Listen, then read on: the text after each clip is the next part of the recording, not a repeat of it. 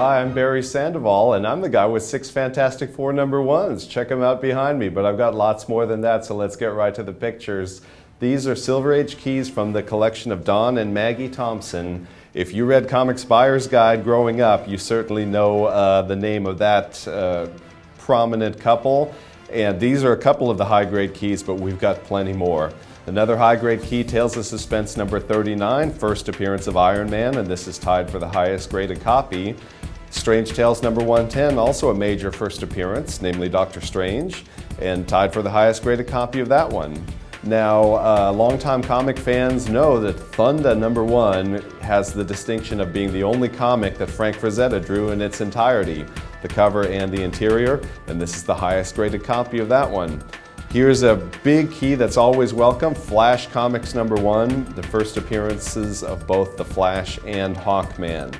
Detective Comics #33 is the first telling of Batman's origin, that oh-so-famous story, and it's just Batman's 4th cover appearance overall. The pulp selection that we have is one of the best we've had in a while, and most notably it's got a run of Weird Tales from the collection of Jane and Howard Frank, and this is the first issue, a second state copy. Fair to call it one of the most sought-after pulps of all.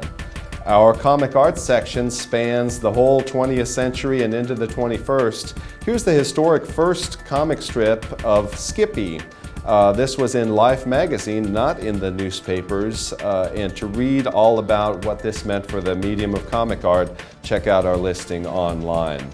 Two of the undeniable greats were Will Eisner and Lou Fine, and how seldom do you see any original art by that duo.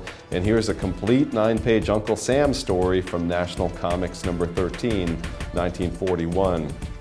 Moving into the 50s, one of the masters of that era was Wally Wood, and here's one of the scariest dinosaurs I've ever seen on the cover of Weird Science #15. Wood had a long career, of course, sadly not long enough, but he was still going very strong in the 1960s. Here he is teaming up with Bob Powell in this page from Daredevil #9. Lots of action in one of the first issues with Daredevil's red costume. Now, another one of the greats, if not the greatest of all time, is Jack Kirby. Here he is, inked by Joe Sinnott, Fantastic Four #55, The Silver Surfer versus the Thing. And boy, was it difficult to pick out just one Kirby page, because we do have a ton of them in this auction.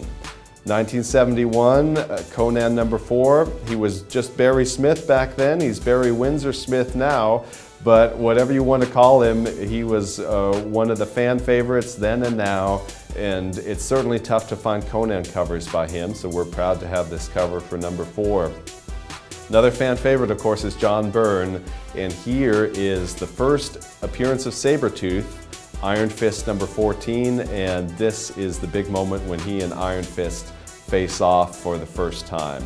Now, if you collected John Byrne, collected the X-Men, I'm sure you snapped up the Fassner and Larson X-Men portfolios in the early 80s.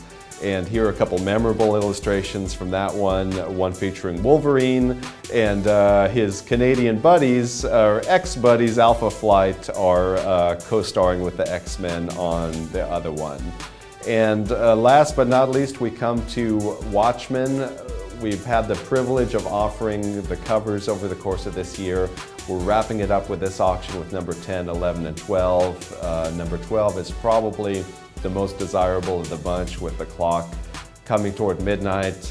It signals the end of the world in that case, and it's signaling the end of this video here, but I've only had time to cover 1% of the lots in the auction, so please check out all of the rest at ha.com.